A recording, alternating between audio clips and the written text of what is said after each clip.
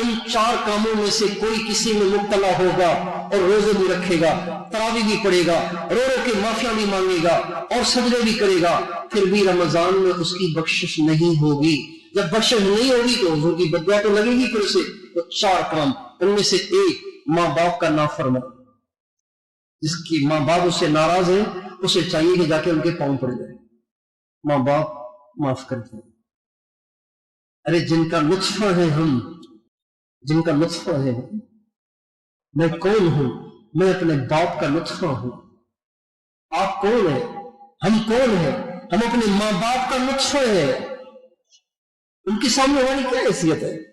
ہمیں ان کے جوتیوں میں بیٹھنا ہے، ان کے پاؤں کو اٹھا کے اپنے سر پہ رکھنا ہے۔ میں ان کا نطفہ، میں تو ان کا پیشاب ہوں بھائی، میں تو ان کا پیشاب ہوں۔ عجیب بات ہے، تھوڑی تھوڑی باتوں پہ لوگ ماں باپ سے ناراض ہو جاتے ہیں، ماں باپ سے لڑ پڑتے ہیں، تھوڑی تھوڑی باتوں بدتمیزیاں کرتے ہیں، بے ادبیاں کرتے ہیں۔ کوئی ایسی گنجائش نہیں کہ ماں باپ سے بدتمیزی کرنے کی گنجائش، کوئی ایسی صورت ہے ہی نہیں۔ اگر باپ فرعون ہے، اگر باپ کون ہے اور ماں ابو لہب کی بیوی ہے ام جمیل، جو ہمارے نبی کو گالیاں دیتی تھی، باپ اگر فرعون ہے، ماں اگر ام جمیل ابو لہب کی بیوی ہے، تب بھی بدتمیزی کی گنجائش نہیں۔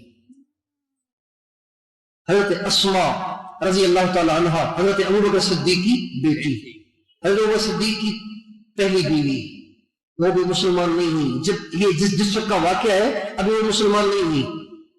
حضرت اماں عائشہ الگ بیوی سے ہیں، حضرت اسماء الگ بیوی سے ہیں۔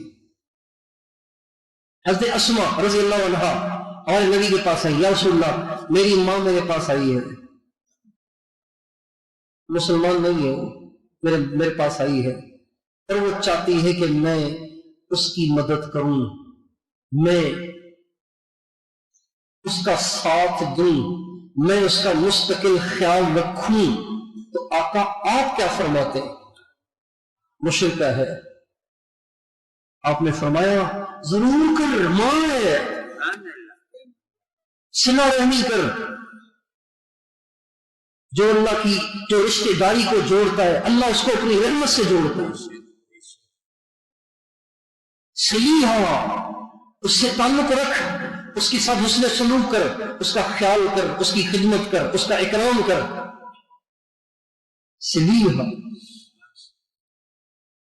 ماں باپ کے ساتھ بدتمیزی، ماں باپ سے لڑائی، ماں باپ کی دل آزاری کی کوئی صورت ہے ہی نہیں، چاہے وہ کچھ بھی ہیں۔ آج ماں باپ کی قدر نہیں ہے، آج ہمارے معاشرے میں ماں باپ کی قدر نہیں ہے، اس لیے کہ سارا معاشرہ ہے اسکولوں میں ہی بتایا نہیں جاتا کہ ماں کون ہے، باپ کون ہے۔ ماں کی دعائیں لوگ نہیں لیتے ہیں، بزرگوں کے پاس جاتے ہیں دعائیں لینے کے لیے۔ کئی دفعہ میں نے یہ واقعہ سنایا، میں نے اپنے بیٹے کو قطب الارشاد شیخ العرب والعجم مولانا عبدالحفیظ صاحب مکی نور اللہ مرقدہ کی خدمت میں پیش کر کے میں نے کہا حضرت میرے بیٹے کے لیے دعا فرمائے۔ تو حضرت نے فرمایا مولانا آپ کریں، آپ ان کے لیے میری دعا سے زیادہ آپ کی دعا قبول ہے، اس لیے کہ باپ کی دعا اولاد کے لیے اس کی قبولیت کی گارنٹی مدینے والوں نے دی ہے۔ کسی بزرگ کی دعا کی کوئی گارنٹی نہیں، اللہ کے نبی نے گارنٹی نہیں دی، قبول ہو جاتی ہے لیکن گارنٹی نہیں ہے۔ باپ کی دعا کے بارے میں گارنٹی ہے، آپ مانگے۔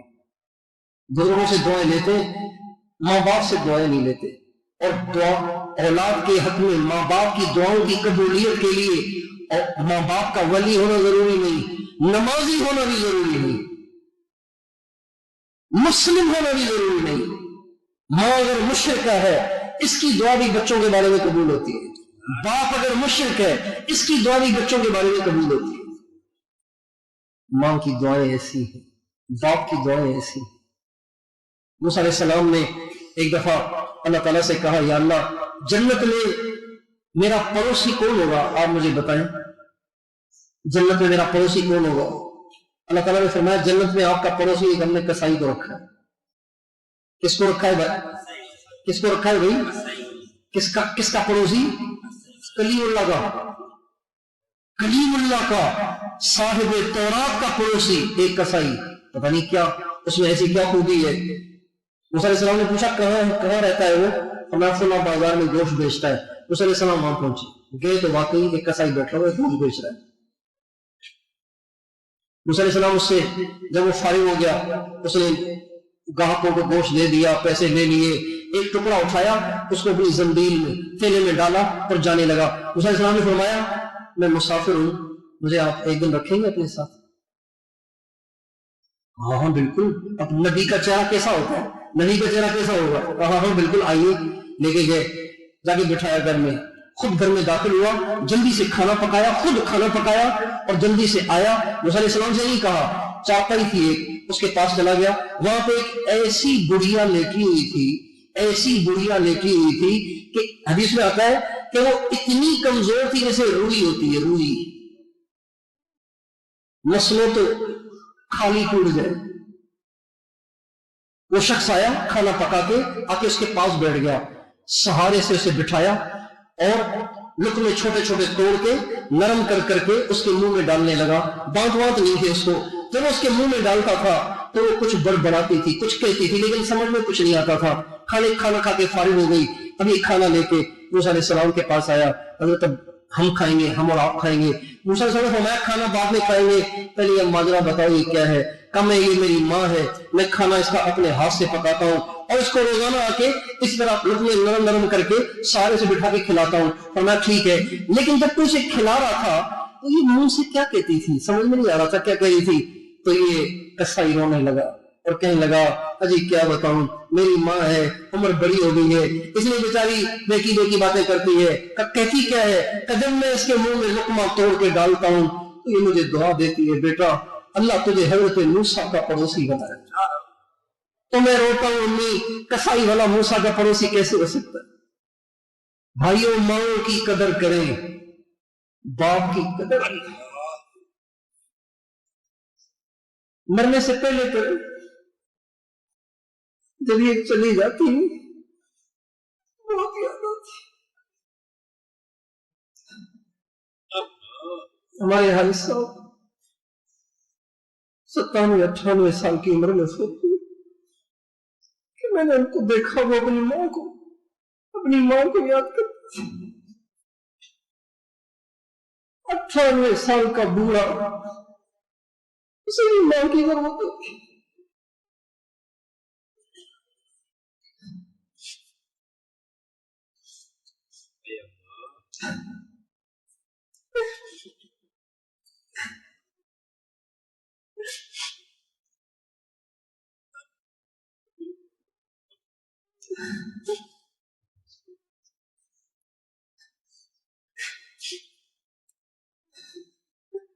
ماں باپ کچھ نہ کرے، نہ روٹی پکائے، نہ آپ کو کما کے کھلائے، چارپائی پہ پڑے ہیں، ان کی دعائیں بہت قیمتی ہوتی ہیں۔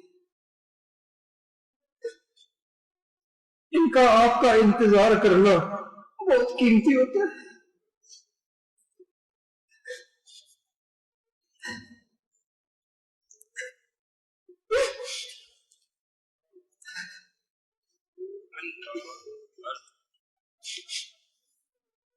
ہائے آج ہمارا معاشرہ ماں کو نہیں جانتا، باپ کو نہیں جانتا۔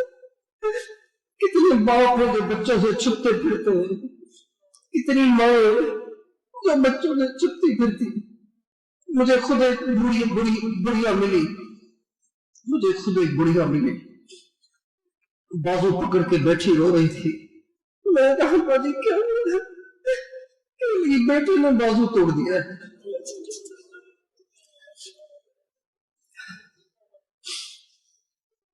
إِمَّا يَبْلُغَنَّ عِندَكَ الْكِبَرَ أَحَدُهُمَا أَوْ كِلَاهُمَا فَلَا تَقُل لَّهُمَا أُفٍّ وَلَا تَنْهَرْهُمَا۔ اگر ان میں سے کوئی بوڑھا ہو جائے نا اور یہ تمہیں ڈانٹنے لگے، باپ پہ ٹوکنے لگے، شور مچانے لگے اور بلا وجہ تمہاری بےزتی کریں تو ان کو اف نہ کہنا، ان کو اف نہ کہنا۔ حضرت امام علی مقام علی المرتضی رضی اللہ تعالیٰ نے اس آیت کی تفسیر میں فرماتے ہیں اگر ماں باپ کا یہ حال ہو جائے کہ ان کا پاخانہ چارپائی پہ نکل رہا ہو، ان کا پیشاب چارپائی پہ نکل رہا ہو اور آپ اپنے ہاتھوں سے ان کا پاخانہ اٹھا رہے ہو، تو اظہار نفرت نہ کرنا، اف بڑی بدبو ہے، اف نہ کرنا ورنہ ان کو تکلیف ہوگی،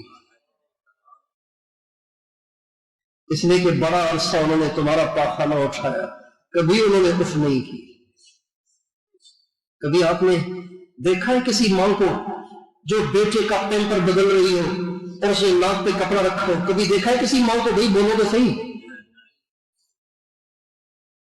ماں باپ کے نافرمان کی رمضان میں بخشش نہیں ہوگی، ماں باپ کے نافرمان کی شب قدر میں بخشش نہیں ہوگی، ماں باپ کے نافرمان کی افطاری کی دعاؤں میں بخشش نہیں ہوگی۔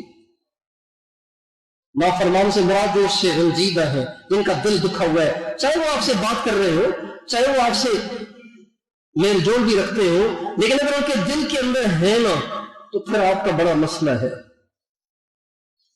اس لیے ہم سب اپنے ماں کو اگلوائیں، امی کبھی تو میں نے آپ کو تکلیف دی ہوگی، کبھی تو دی ہوگی، نہیں بیٹا میں ٹھیک ہوں، نہیں بیٹا کوئی مسئلہ نہیں، نہیں امی آپ کبھی تو مجھ سے ناراض ہوئی ہوگی، کبھی تو آپ کا دل مجھ سے دکھا ہوگا، کبھی تو دکھا ہوگا، امی میں آپ کے پاؤں پڑتا ہوں، مجھے وہ بھی معاف کر، مجھے 15 برس پہلے آپ مجھ سے ناراض، مجھے وہ بھی معافی دے۔